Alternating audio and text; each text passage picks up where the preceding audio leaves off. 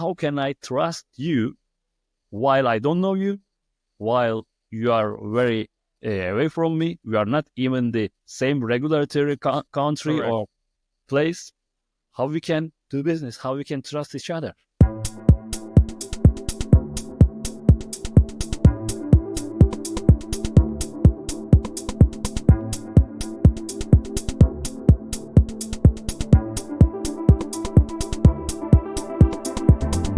Hi, everybody. I'm your host, Sergey Kiklevich, and welcome to another episode of On-Chain Attention Podcast.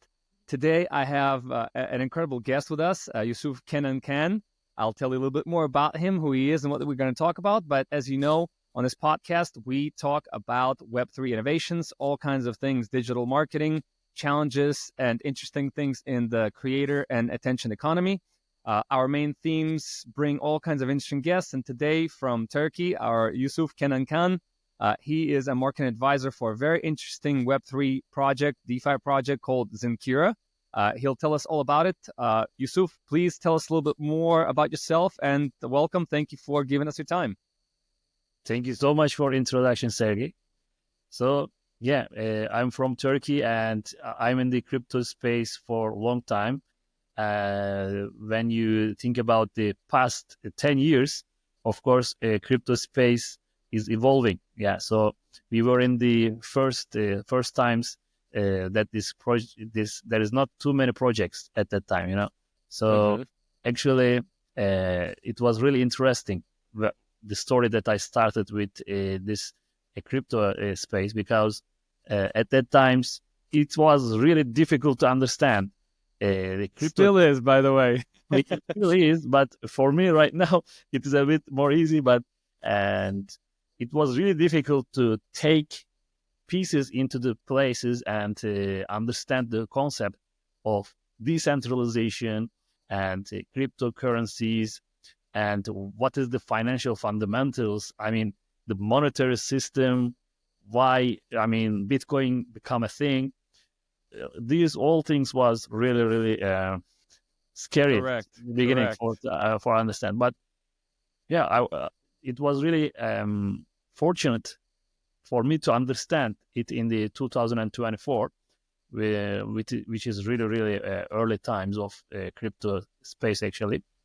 And since then, I'm investing, I'm involving in the crypto space, and also I'm building projects and building communities in the crypto space, because it is my passion. I like it, and I want people to understand the concept and the vision that we are really, seeing as a long time. So it really makes me happy when someone really understand the crypto space and say like, "Hey, this is amazing. I didn't know this much about this, and now, it makes sense to me." When I hear it, it's really make me happy. So actually, what I have done so far is related to this thing. So, of course, when you look at the professional way of the crypto space, of course, this is my full occupation, and working on different projects. And right now we are focusing on Zinkira actually, and it is also very fortunate that AI ecosystem is integrating with blockchain ecosystem. Correct. Right now. It is really exciting. It is really makes people, trying to understand the vision of AI and blockchain, how it can go together, and how people, of course, can benefit from this. So it is basically going around that right now nowadays. So all my life is around the blockchain space and helping people to understand the space. Yeah, so I'm really happy to be here as well, because I know that our main audience also was looking for how to get involved in this, and correct, how to know more about the space. So if we can help one more people to understand this space better, it is a really happy thing for me. Yeah. Hey, that's the whole goal, Yusuf. It's definitely the purpose of this podcast, where whoever's watching who wants to get into the space, who doesn't quite understand what's happening in it, there's a lot of jargon in our space, right? There's a lot of terms, even DeFi. If you could just, in the most simple terms, break down to the people what does DeFi stand for? What are some of the maybe challenges or problems of the traditional finance that different companies, including your own, in DeFi space are solving today? So what's a DeFi? What does it stand for? How does it compare to the traditional finance? And what are some of the challenges that DeFi companies are solving today? How are they helping? Yes. So to be honest, DeFi, it looks a little bit scary in the beginning, as I say in the beginning also. So decentralized, we need to first understand the decentralized, and after that, we need to understand the finance. The finance was, evolving from the history, from the start of the history. Correct. And in 2008, something really stuck, 2008. There was a big global crisis, which is called the mortgage crisis. And many banks in the US is completely fall down. And, all of the revolutions actually coming after these collapses. Correct.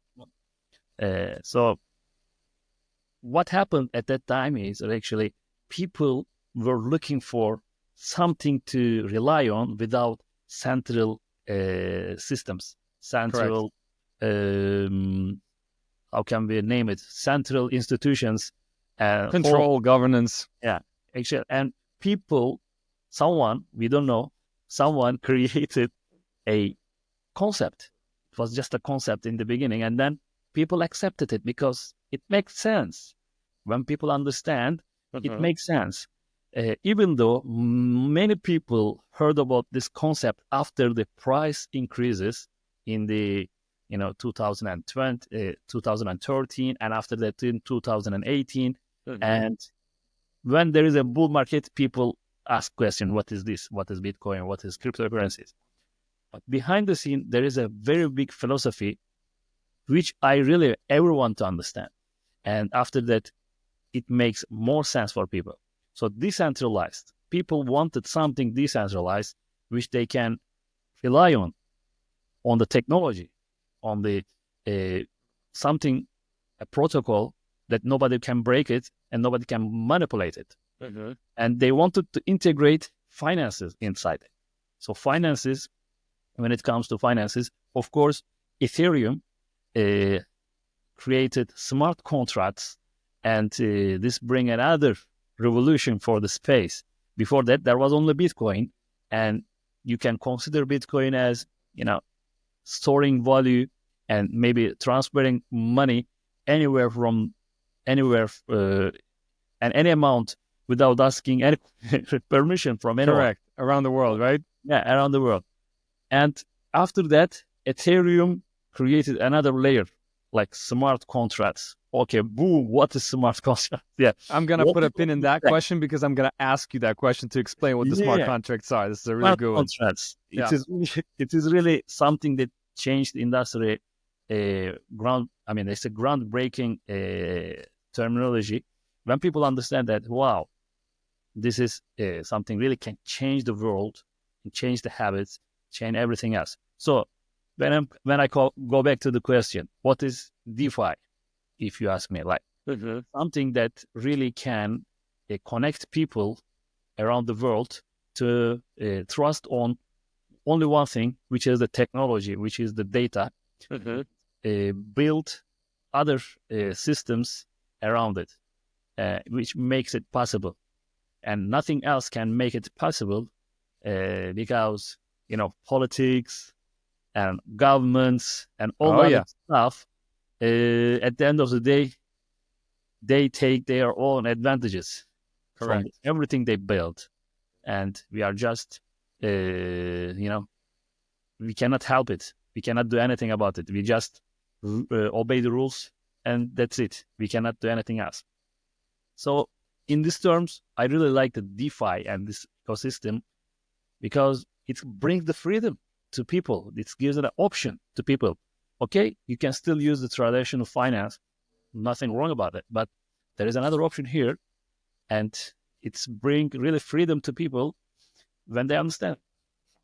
I like it. I like it a lot, man. So for you, decentralized finance is about freedom of options, freedom of choices, freedom of how, when, and not having to ask anybody for permission when you want to transact, correct? Exactly. And also when I build a business, I don't need to ask permissions too. So I can build any project on it. I can build anything on it. And all I need to bring something that people accept, because it's all about people's exception. Why Bitcoin become a thing? Because people accepted the concept and it become a thing. Nobody asked, nowadays maybe there is something like what the regulations going on. Before that, okay, no need regulation. If I want and you want this protocol to work on, correct, it's a thing. I love it, man.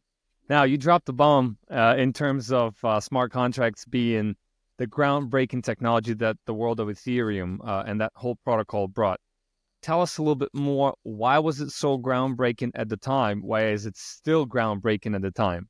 And then the second part of the question, and I'll remind you if we kind of go sideways here, where do you see it evolving? Where do you see smart contracts playing a role in the future? So how come it was so groundbreaking? What was the meaning to, I guess, the global economy and the different countries that are participating in this place and just regular people? And where is this going? Smart contracts trend. Yeah, smart contracts. Okay. So before answering the actual question, I want to a little bit tell you about my story when I'm trying to understand the smart contract. Okay.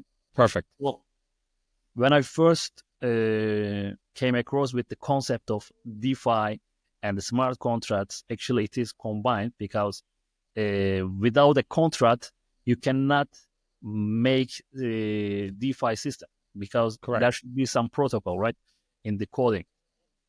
So when I first trying to understand what is DeFi and what is smart contracts, actually it was a bit difficult for me to keep Bitcoin aside of it, because I was trying to import Bitcoin into my MetaMask wallet, which is impossible. And I'm not ashamed of to say that, because everyone trying I understand the pain. Yeah. So this is a path that everyone should trying to understand. Like, there is different universes. Of course, MetaMask wallets and decentralized wallets is the fundamental thing for people to start the Web3 ecosystem. How we can make an example. Email. Okay, email is the first step that you should have to be placed in the internet, the traditional internet. Let's call it too. Okay, that email address where you verify everything, where you receive everything, and this is your identity in the Web2 space. Okay, correct. So without any email, can you register anywhere? Can you register on Facebook? Can you register on Instagram? Or can you register anywhere? No. So this is the fundamental thing for you to have in the Web2 space. Similar, Web3 space is it requires you to have a address or a wallet. Okay, so decentralized wallet. You can choose any wallet, and this is your home in the Web3 space. Okay, correct. If you want to order something, it will come to there. Okay, without home, you cannot order anything to your home. So this is your first place, and this is built on Ethereum and Ethereum-based blockchain system. So Bitcoin should be stay separate. We should talk about Bitcoin differently. Okay, it is the first thing, and DeFi and smart contracts are unfortunately not possible for Bitcoin. So we are going to do Ethereum and other ecosystem that makes possible the smart contracts. As you know, there are many altcoins. Correct. Solana and all the other different mentality in the blockchain. Like when you look at the BNB chain, for example, it is just a alternative of Ethereum. Correct. Similar to Ethereum, but Solana, all the other altcoins have different blockchain mentality. So they have different decentralized applications. So let's make it simple and continue with the Ethereum. Okay. So when you have this blockchain, blockchain wallet, which helps you to enter this space, Web3 space. Okay. So first thing you should understand here, because there is no central thing to run the system, there are different providers, and this system should be maintained by the different providers. We call them nodes and everything. They require little fees. So you don't pay the fee to the centralized system, but you pay the fees to the decentralized system, which keeps the system alive, which keeps the system running. Okay, thanks to them. To thank them, we pay some little fees, which is called the gas fee. Okay, so Correct. send something or do something in this space, you need to, spend some energy. Okay, like in the universe, if you want to go A to B, you need to spend some energy, right? Nothing is for free. Nothing is for free. Maybe you can walk. You don't need to pay gas for the bus, but you still spending something, right? Like in the normal world, nothing is free. So you need to pay little fees to the providers in the decentralized space. Okay? So I was trying to understand this, and especially in my previous works, I was trying to explain it to the people in a simplest way, in that way. So understanding this concept makes it possible. Another thing, how you and me, you are in USA, I am in Turkey, without any centralized authority, how we can trust each other? Okay, this is the question, and answer is the smart contract. So when you ask this question, which is maybe the biggest question in the world, biggest problem in the world, how can I trust you while I don't know you, while you are very away from me, we are not even the same regulatory country or place? How we can do business, how we can trust each other? So smart contracts actually solving this problem and giving solution for this problem. When I understand it, it was boom. Yeah, I need to explain it to everyone. I mean, it was natural reaction.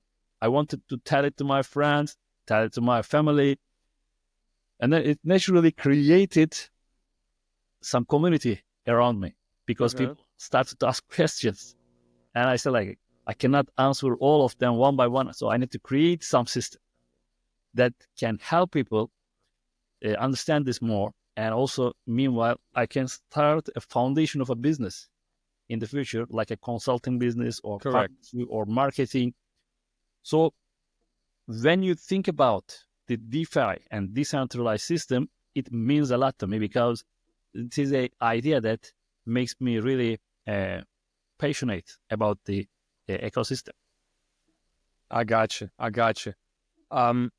When you were explaining smart contracts to your community, to the people around you, when you got to understand, when a light bulb went off in your head and you saw the opportunity, is there any example in like Web2 terms, in the traditional online internet technology terms, that you use that resonated with people that you would want to share here with the listeners that are just watching too, and they're still like, so what is a smart contract, man? Like, is it a contract, intelligent contract? Why do they call them even smart contracts? What does it do? If you were like, what were some of the simple examples that like actually went click for people and they knew exactly what you were talking about? Yeah, okay. So I can give you that example. Please. For example, there is a crowdfunding platforms like Kickstarter or different kind of things. And at that place, actually, there are different kind of rewards. Yeah. In exchange of your contribution, before nothing is there. This is just an idea. It is just a project. Correct. And nobody really promise you're gonna get like sample of the product, or you're gonna get a share of the company, because actually there is nothing there. Like, just an idea. This is just a project. But if you believe it is something promising and it can go somewhere, you want to be participating in it, because everybody like to open possibilities in their lives. Okay, if you don't do anything, nothing will come to you. You need to place some. You need to do some action. You need to take some actions, which 100%. can take and open opportunities in your life, open the possibilities in your life. So people want to participate even though there is nothing. So take the same concept in the crypto space. It can guarantee that if you can really, if the project owner, if the project developer really has the good intention to build this project, it can, he or that company can provide some kind of guarantees, some kind of insurances, or some kind of how to say that in English, some kind of trust points, trust Yeah, reference. I think it's you already mentioned, right? Guarantees, the promises that will be kept. Yeah. So so you don't need to really take you are taking the risk, but it is not something that can really lose all your investments or anything. At the end of the day, you have some percentage of guarantee that you can at least maybe get your refund, or you can get some percentage of this project when it is live.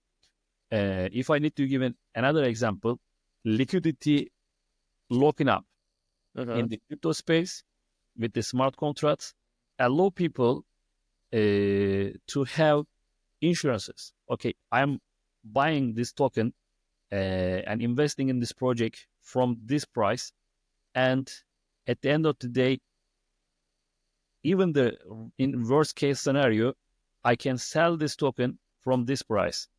You can provide this service or this opportunity to the investors. Meanwhile, you cannot do that in the Web2 space. Okay, so no one can guarantee it, or no one can give you even the partial guarantees or partial insurances in the other ecosystems, while in Web3 space, you can get this kind of guarantees. So to be able to get these guarantees, of course, you need to understand the DeFi. You need to prepare yourself. You need to first have your first step, which is having a decentralized wallet, and you need to know how to use it. Imagine if you don't have an email, how you can participate anything in the Web2 space. You can't. You'll be just an observer. Wallet, you cannot participate anything in the Web3 space. Even there is some benefits there, cannot really, you cannot get benefit from this. So the first step is about education, and I think this is one of the problem in the world, that because it is right now a bit complicated for everyone. The normal people on the street to understand these fundamental things. It makes a little bit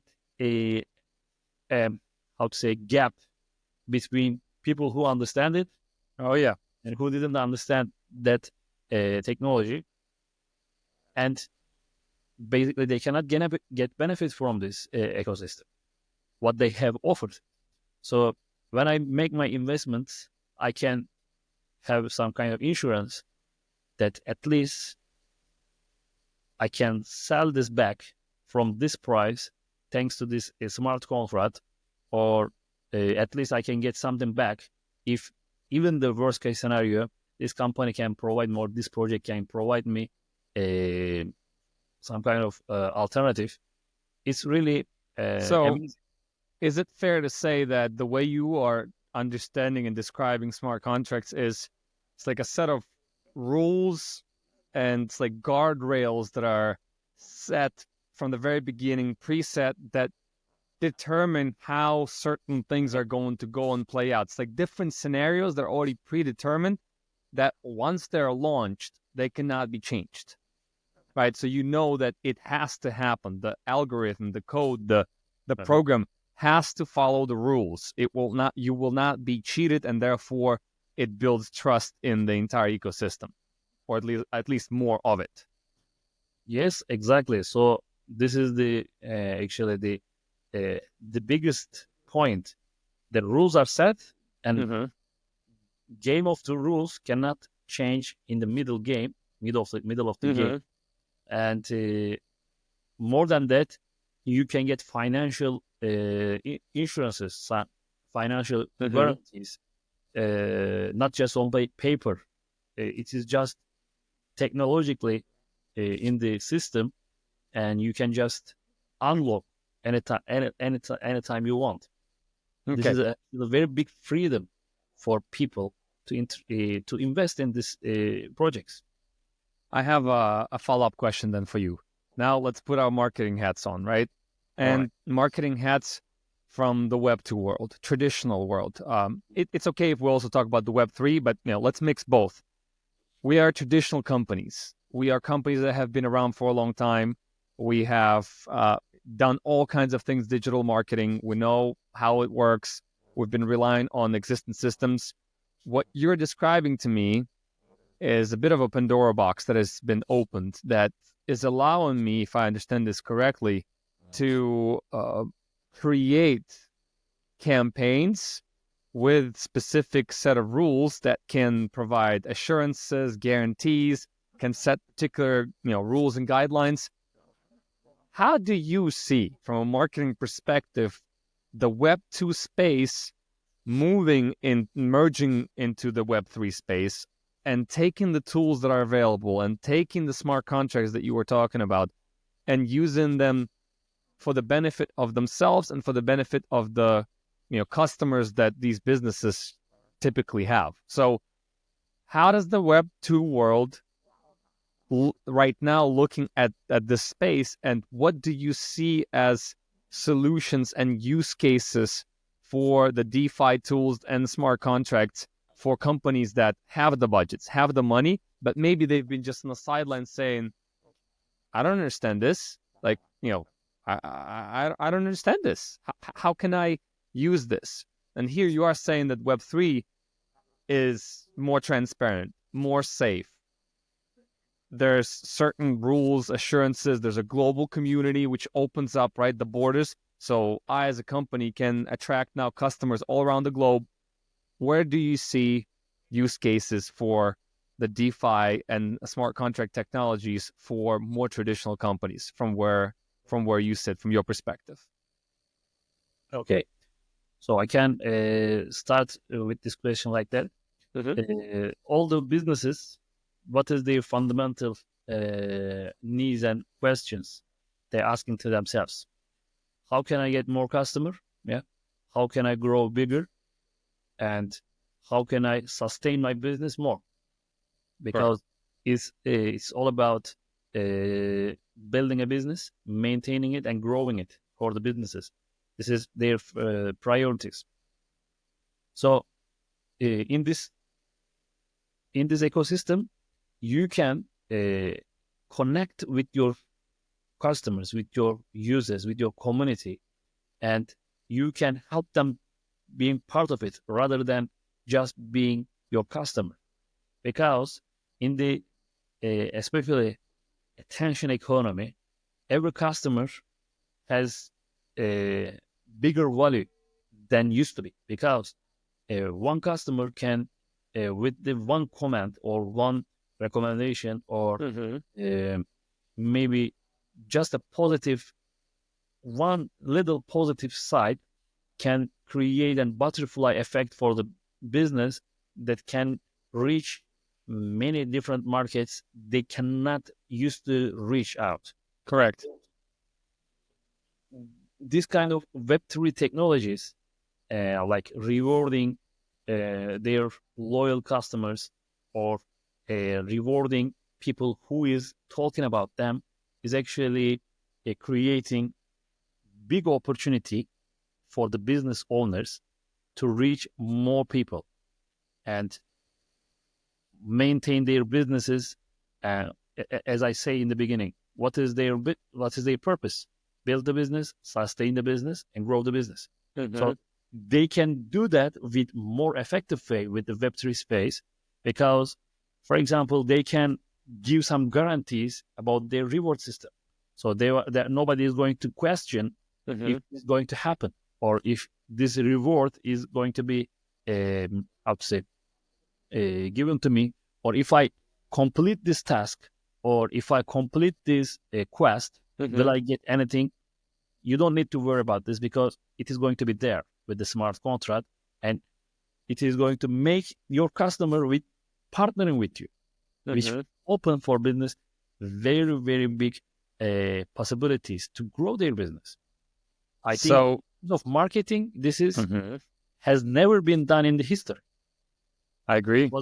It was never a thing. It was never in the human history that a business and customer that this much connected, and right now in an interconnected world, one positive or one negative effect can has very big after effects, in this kind of world has never been done before. So, wow. So you're preaching to the choir here, right? Because this is what we do in Yoloverse. This is what you do at Zenkira too. We are all about customer engagement, right? So when you're saying that this new technologies, and there's a lot of them, right? It's not just one single technology. It has so many branches, right? So many layers. But what you're saying is that we live in the time that Web2 companies, the traditional companies, have the opportunity to engage with the customer in a way that they've never engaged before.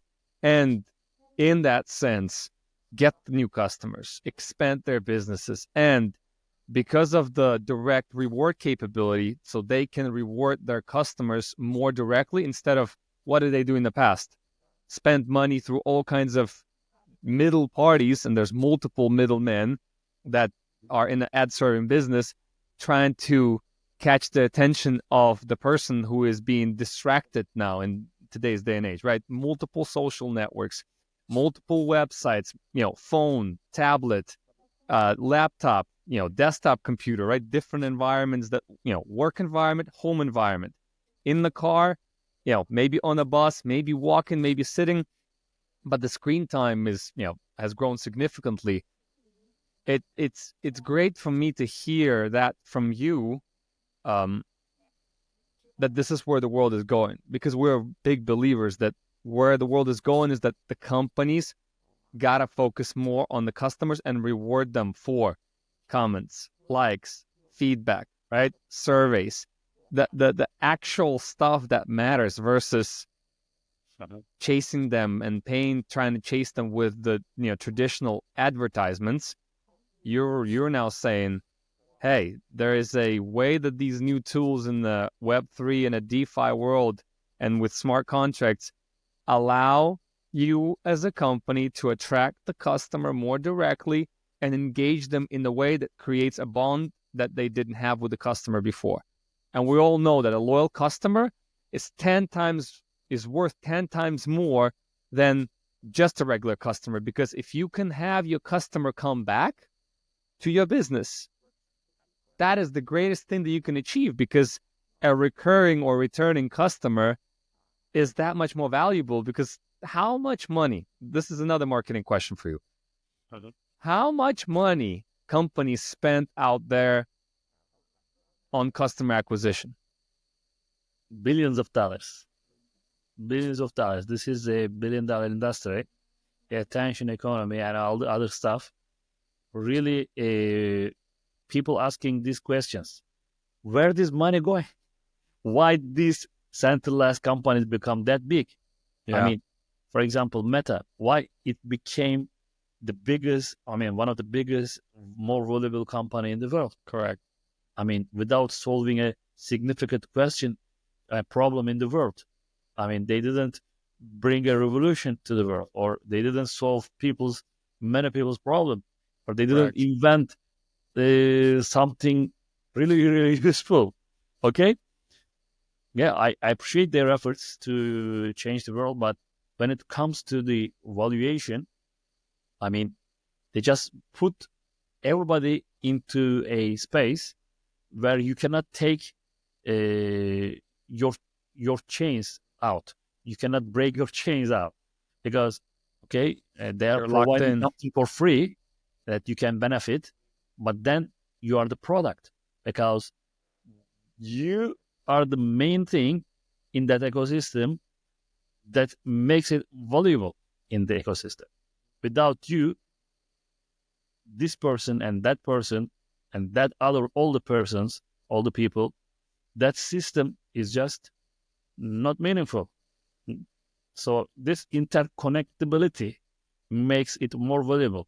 So take that interconnectability into Web3 space and give these people opportunity to be part of the benefit that huge company is taking, and watch where it goes.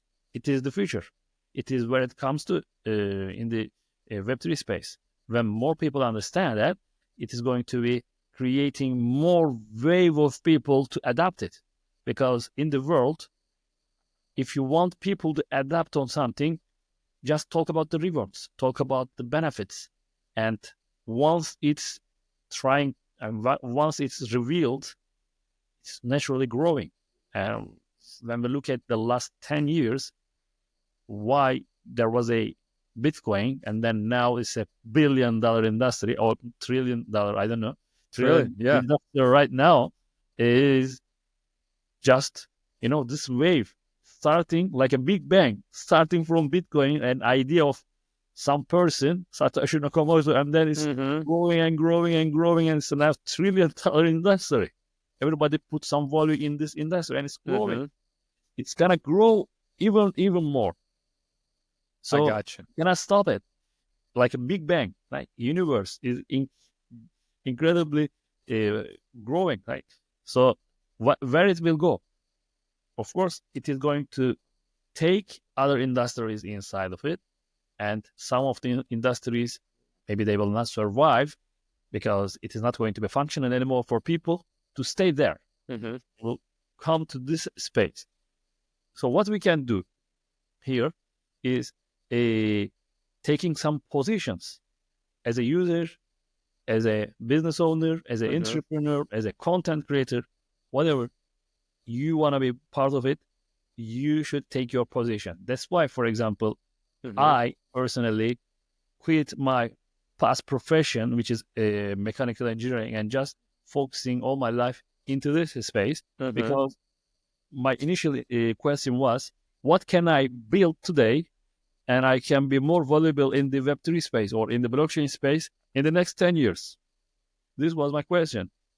So I started to ask these questions in every project that I consulted. Even in now Zenkira, I'm asking everybody in the company, like, what we can build today. So in the AI and blockchain ecosystem, we can be more valuable. We can provide a value to this company, to the industry. And that's why say more about it, Yusuf. Say more about that. Now, you mentioned on 3 occasions AI and blockchain. Tell us more about how is this happening, and again, your vision, because I see that you're a visionary. You're talking about 10 years. You were asking yourself 10 years ago the question about 10 years later. You're in the same spot, so you're looking into 2033, 2034, 2035. Where do you see how is this integration of the two massive game-changing technologies, blockchain and AI? What are the opportunities? What are the challenges? Just let's brainstorm. Let's walk around this whole synergy of the two systems. How do you see it? Yeah, how I see. So first, AI is the very disruptive technology and industry, as we know right now. 2-3 years ago, things that we cannot even imagine in the science fiction movies, now it is reality and it is accessible for everyone. And it is growing. So I remember first time I was able to use ChatGPT, I couldn't stand up and go to the things that I have to do for hours because it is a big ocean. You dive and you just, want to try everything. And then you find out another AI models, and then you think about what can be possible, how can this change the world? You cannot stop thinking about that. This is a very disruptive, groundbreaking technology, even maybe more groundbreaking technology than blockchain, because AI did what can blockchain did in 10 years, maybe even more than that. Okay, changing the world, making the one of the most valuable company in the world. I mean, right now, Nvidia is the third biggest company, if I'm not mistaken, right now. How it become possible thanks to their critical position in the AI. I will connect now. AI. What makes AI possible today? There is one thing about the data, and the second thing about the hardware, which makes possible AI working behind the scenes. So AI industry has two bottlenecks right now, and it will continue the future. The first thing is the computing power to keep AI possible to work, running, and also growing. So there is a limited hardware and limited production facilities, right, to keep the demand on. I mean, the demand for the AI hardwares like GPUs and units is going to be always more than the supply. Correct. It is no question about that. Like, it is a 100% certain fact. Okay, so what is the solutions that we can create? We can create using the potential of the people, like GPUs in your home, GPUs in your workspace, or maybe another solutions. How if you can connect this GPU hardware into something that connects all of them, and you can be a provider, and then it can bring you a benefit. Like Bitcoin mining farms, because, it's Right. like a flashback to connect the GPUs, connect the hardware all together, create the mining farms. Here we are in an evolutionary step up. Now this is all about AI and the blockchain using the same thing. Need more computing power.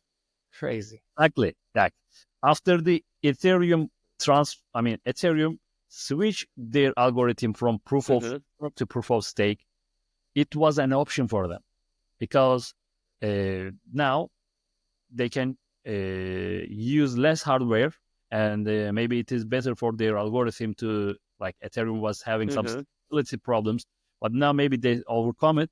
I don't know. But for AI, there is no option. You need to use the hardware. There is no option, proof of stake or another. You are depending on that hardware. And of course, right now the demand is really, really high, and supply is limited. And also infrastructure to create that supply is limited, because it is about the physical investments. That's why OpenAI CEO Sam Altman was considering trillions of dollars investment to create their own production infrastructures and things like that. So where is your economy right now? Hotel industry was a very big thing. And then Airbnb, sharing economy, just involved in, and it was a very disruptive venture. And correct, it's going to be similar to that. So people, you have underutilized hardware in your home. You can connect it to blockchain protocol, where it is connected with another requesters, and you can get benefit from this. This is the first thing that blockchain industry can provide. The second thing is the data about the AI, because right now AI has require more data and more accurate data. Firstly, about the train their AI model. Second, to develop their AI model to the next level, getting some feedbacks. So imagine there are thousands of users without spending ads, spending a lot of money on marketing or making people download this app. There was a business that can provide you these thousands of people or maybe millions of people to try your AI application and give you the feedbacks that you want, I mean, how much valuable it would be. So what we are trying to build in Zekra is actually this. From the following question, what we can build today, and it can provide a value to AI companies and blockchain industry in the next 10 years. So that's why we started the project with this fundamental question. And now, yeah, we are building the project step by step on that. Wow.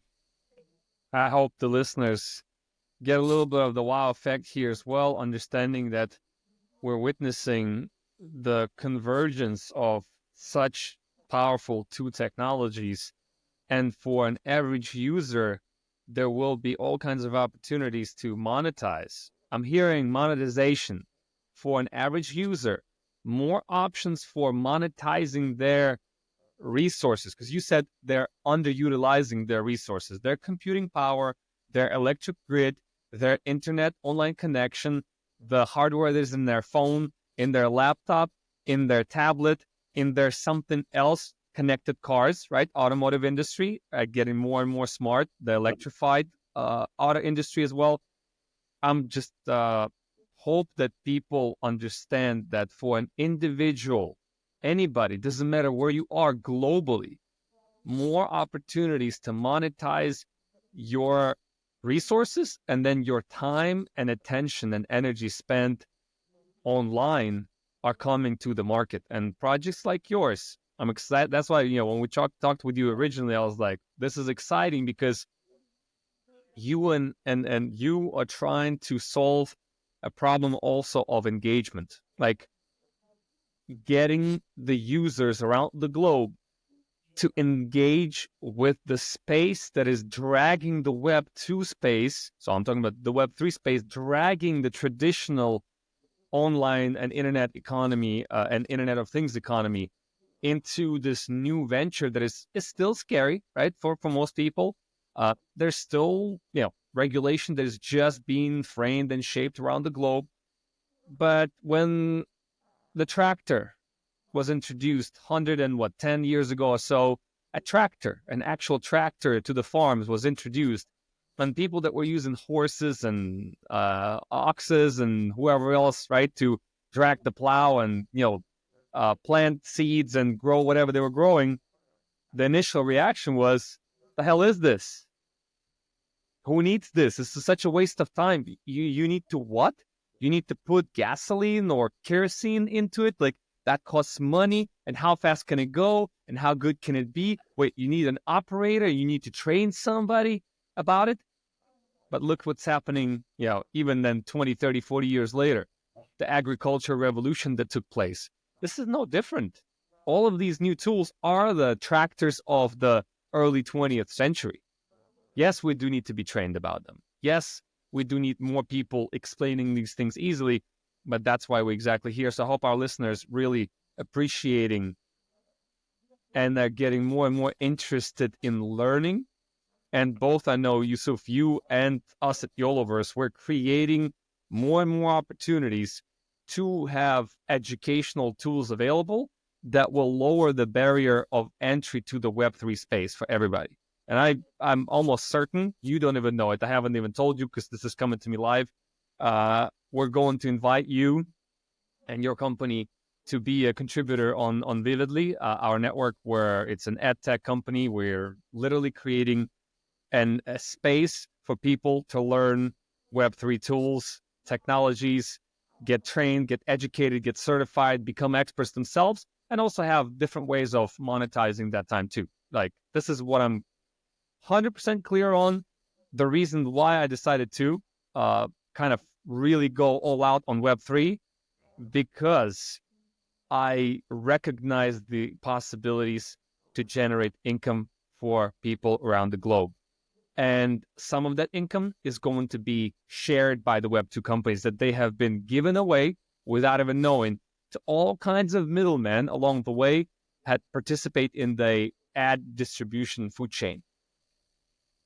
Like Web3 literally like allows you use an example with Airbnb, I'll use an example with Uber, to Uberize this whole system, meaning I don't need to call an agent and call for a taxi. I can go on my phone and directly select what kind of service I want, what kind of car I want, how fast, when I want it.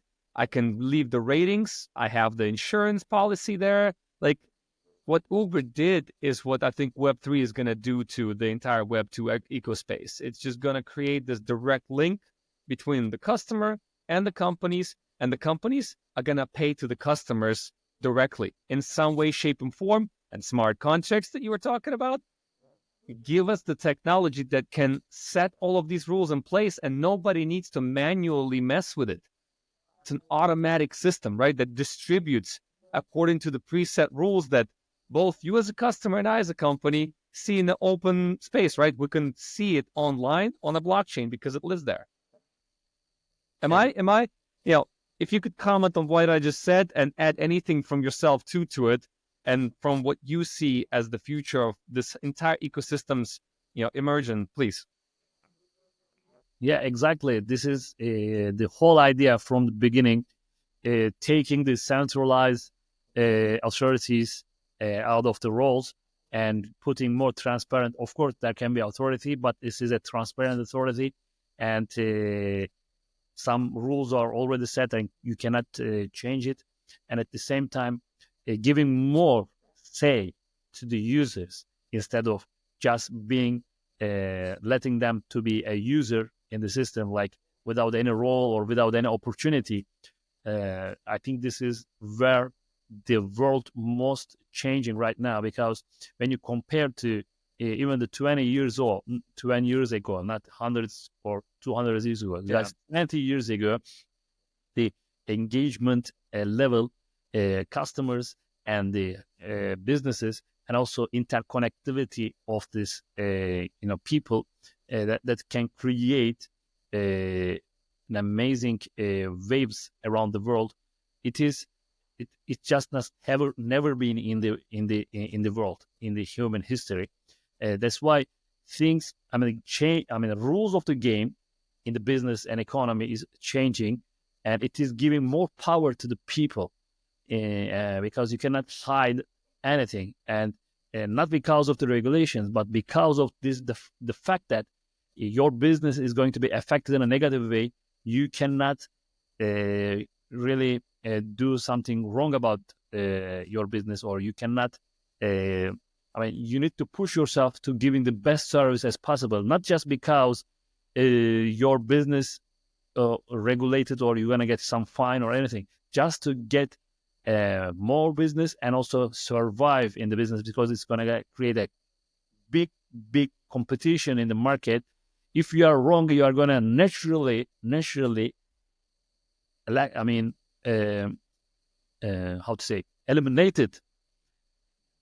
There's going to be consequences. Yeah, you can be eliminated. Correct. You're going to be eliminated. Government or any other centralized entity will not have to necessarily close you down, but people, by not choosing you, or people will not by not trusting you, they will take you down, because it is the natural consequences of any business that performing wrong, or performing the bad intention, or maybe performing not as the customer centric, they will be eliminated. Meanwhile, who's giving the best service, even they have not had the best best infrastructures yet, but they have the best intentions, they have the best visions, best story, giving the experience to the customer, they will grow and grow, and they cannot stop it, because this is the natural consequences, again, of the business and the people in the world, because of the interconnectivity. It is the natural consequences. So, thing is, the game of the rules of the game is changing, and you need to just adapt it. And Web3 is here, a tool that make it possible, and make it more transparent, and make it more faster. I got you. I cannot let you go without asking you now also a question more specific to where you geographically located. Turkey has become an incredible global player in, let's call it, the crypto world in general. Mhm. Anything that you would like to share from your perspective as a participant in this industry about the Turkey, about the market, as about the trends and tendencies that you see, challenges and opportunities that you want to share for any listeners that are residing in Turkey? Any words of guidance or recommendations that you would want to say? Please use this opportunity to address your home country. Yeah, of course. So when we look at the population of Turkey, it has a significant young population. I mean, millennials and Gen Z, and this is another reason why crypto adaptability is really, really high in our country. The second reason is the economy. Like as you say, as we mentioned in the beginning, why Bitcoin become a thing? Because something stuck, something didn't work, something was wrong, and people for solution. Here in Turkey, economy didn't go well, so people was looking for solution. People stuck. So what they looking for is the crypto economy, which can them endless opportunities around the globe if they can create right products, right projects, or they can invest in the right projects. They can open themselves and unlimited opportunities in this space. So people find it out, figure that out, and of course they are sticking with it and they're passionate about it. And I just want our people in our ecosystem, I just want them to be not just a player, but also a builder, a producer in this ecosystem. That's why we are also encouraging everyone who has opportunity, who has projects, who has idea. We are always listening them, and if they need any question, if they need any answer for the questions, or if they have any connections for their idea, they can reach us out. We are more than happy to help them because we want this ecosystem to grow. And I would be happy if from my country, if we can have big players, it is going to be, of course, a benefit for us, benefit for the community, benefit for our country, benefit for people, and also benefit for the globe. Correct. If nobody creates projects that is going to have a benefit for the people, this ecosystem cannot grow. Imagine if nobody put efforts on Bitcoin, like maybe years and years and effort. We wouldn't be here today. Like we wouldn't be talking about this. Maybe 20 years later, somebody was going to put that effort and this gonna start. But Correct. effort has been made and it created and it, triggered something really incredible. So everything matters. Everything you do matters. So just don't give up. Try things. And you can ask me anything if you have any guidance. I can do anything I can do with you because, I mean, of course, we have some experience and networking so far. It's been 10 years in the ecosystem. So don't hesitate to reach out. Awesome. Any future plans, any type of projects that are you going to be taking on that people should know about? Any conferences that you're going to be attending? Anything like that you would want to share as well with the listeners? Yeah, of course. After, right now my focus is on Zenkira and make it possible. I mean, making it successfully growing. Of course, in a 10 years long, I want to be creating a venture capital, and I want to give opportunity to the new ideas, new people, new entrepreneurs. I want to make these things happen. This is my future plan. That's fantastic. Out from the Zenkira project, and of course, making Zenkira globally successful and worldwide known project. At least first 500 in the coin market cap.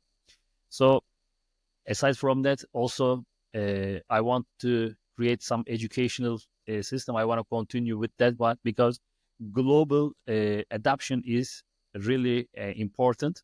And if we can build something around it, I think it's going to be very helpful to grow the economy. Yeah.